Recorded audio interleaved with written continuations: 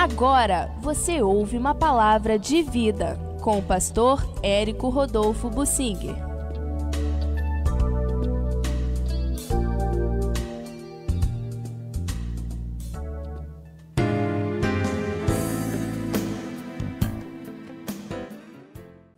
Deus, na história de Israel, permitiu o genocídio e quase o extermínio da tribo de Benjamim.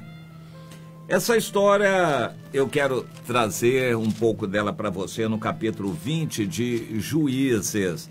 É uma história interessante que vem como consequência de erros que as pessoas praticaram. No caso, um erro específico de um levita que fugiu da sua função, fugiu do seu lugar de atuação e quis ser independente. Ele causou uma perturbação muito grande no país, porque ele não se casou e se juntou no concubinato com uma mulher, e daí vieram muitas consequências ruins, inclusive uma guerra, porque homens maus quiseram abusar do levita. Ele foi acolhido por um velhinho numa cidade de Gibeá de Benjamim, interessante, mesma cidade onde depois viveria o Saul, que se tornou rei de Israel, o primeiro rei de Israel. Nesse lugar, essa Gibeá de Benjamim, pessoas estavam tão longe de Deus, praticando maldade, que eles não titubearam em fazer tudo o que fizeram. Por fim, não quiseram punir e castigar as pessoas más. Eles estavam totalmente longe da lei, do padrão de Deus. Eu creio que nem podiam mais ser chamados de povo de Deus. E por causa disto, eles defenderam, a cidade toda defendeu aqueles maus homens que perverteram os costumes e quiseram abusar do levita, acabaram abusando da mulher do levita, a concubina dele, e ela morreu. Deus permitiu que aquela história mostrasse as entranhas do país, como estava mal. E então o assunto veio a criar um ambiente ruim no país inteiro, que se indignou contra aquele pessoal de Benjamim e resolveu partir para lá para fazer justiça com as próprias mãos. Era assim que tinha que ser feita na antiga aliança, justiça com as próprias mãos. Alguém, quando matasse outrem, teria que ser morto, e o vingador teria que ser um parente da vítima, que mobilizaria outros para ajudá-lo, para matar aquela pessoa que matou o seu parente. Justiça com as próprias mãos era determinada por Deus na antiga aliança. E o povo inteiro de Israel se uniu para fazer justiça e matar aquelas pessoas que tinham causado aquele escândalo, a morte da mulher do levita. Acontece que a cidade de Gibeá resolveu se unir para defender aquela gente. E depois toda a tribo de Benjamim se uniu para defender a cidade de Gibeá, que estava defendendo aqueles maus homens que provocaram aquele escândalo. E aconteceu uma guerra de todo o país contra os benjamitas. Estes eram, além de tão errados, eram tão soberbos, que encararam uma guerra contra o restante do país inteiro. Eles não tinham eira nem beira, eles não tinham limites, eles não tinham nada de Deus mais. Eles eram tão maus que não reconheceram autoridade no país. E eles resolveram enfrentar as autoridades e provocaram aquela guerra. E a guerra veio contra eles. O que era esperado não aconteceu. nos primeiros embates, os benjamitas que estavam unidos no seu território, conhecendo melhor a situação, acabaram vencendo os israelitas. É bom a gente lembrar o seguinte: numa guerra, o número não é o único determinante da vitória final. Os israelitas estavam em grande número, mas não dá para todos lutarem ao mesmo tempo. E alguns lutaram e foram sendo derrotados diante dos benjamitas e caíram. Depois os outros vieram. A história se repetiu no dia seguinte. Os israelitas choraram diante de Deus: Senhor, por que aconteceu isso? Será que nós estamos errados em querer justiça em Benjamim, que eles sigam a lei? Será que nós estamos errados?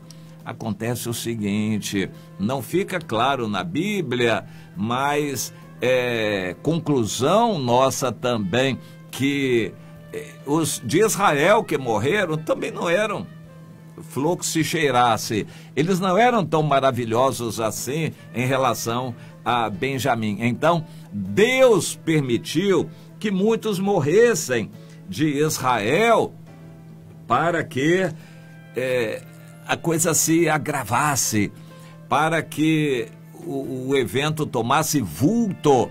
Deus quis que aquele evento crescesse, tomasse vulto, para que as lições fossem mais marcantes ainda.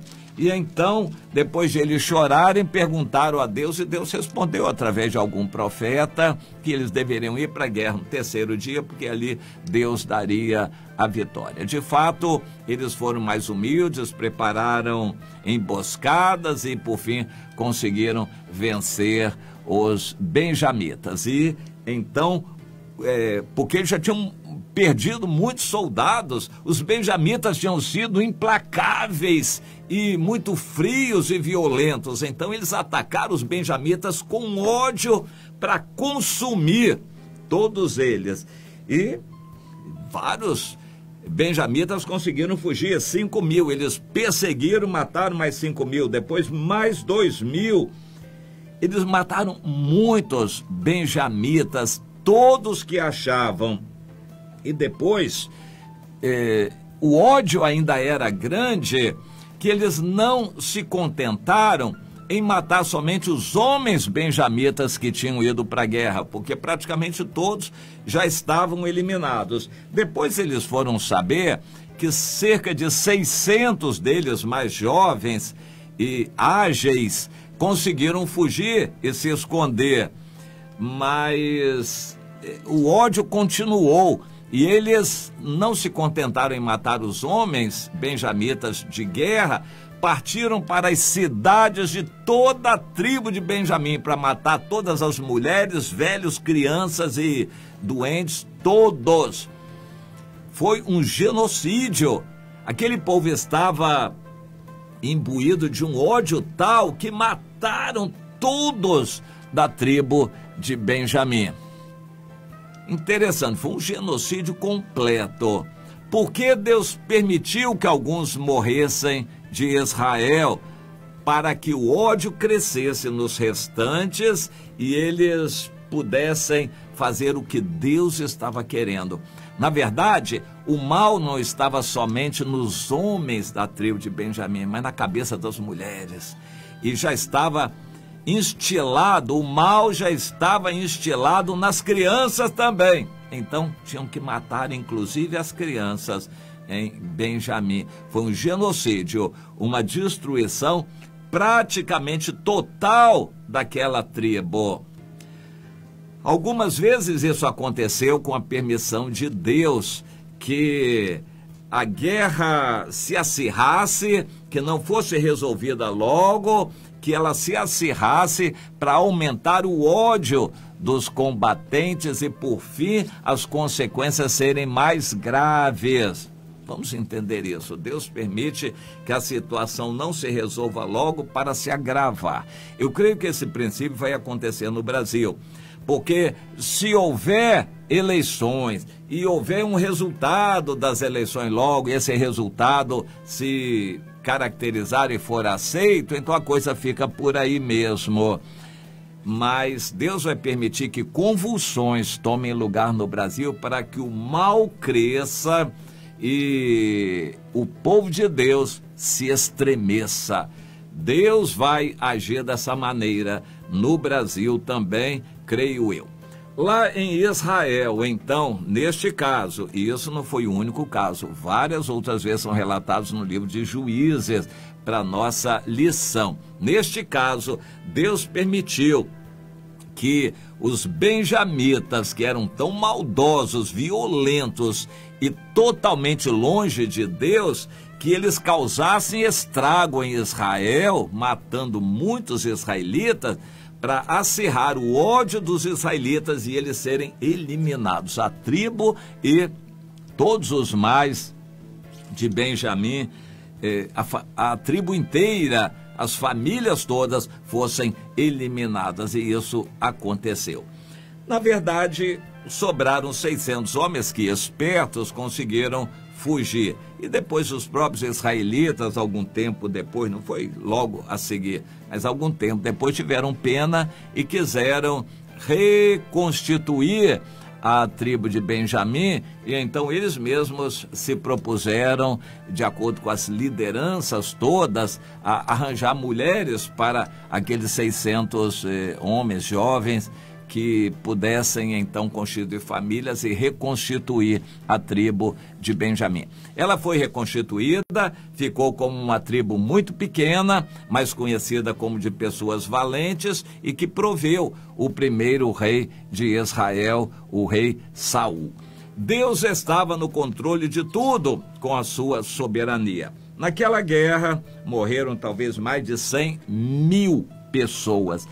Por causa de um levita que não quis se casar e arranjou uma mulher como concubina. Não só por causa disso. Aquilo foi a gota d'água que entornou o copo. Mas, na verdade, o mal estava tão enraizado no país inteiro que precisava haver um morticínio forte para despertar e sacudir aquele povo. Quando um país se acomoda espiritualmente, o povo de Deus se acomoda, é preciso que haja um morticínio. Isso aconteceu na Rússia, em que o regime comunista matou milhões de cristãos. Depois, na China, o comunismo matou dezenas de milhões de cristãos. E esse modelo comunista se espalhou. Futuramente, modelo muçulmano, islâmico, está matando milhões de cristãos no mundo.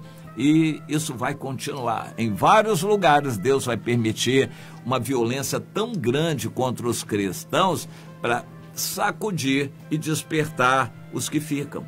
Que você entenda isto e saiba que Deus é soberano. Deus não é um deusinho de paz e amor.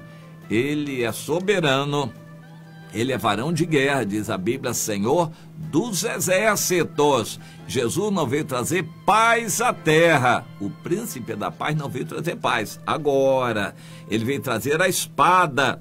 Mais tarde, ele imporá a paz no mundo no milênio com cetro de ferro. Paz. Mas agora, Jesus veio trazer guerra. O cristianismo precisa ser sacudido continuamente, constantemente, para que as pessoas não se acomodem neste mundo que não é o nosso lugar. Procure entender isso, meu irmão, minha irmã.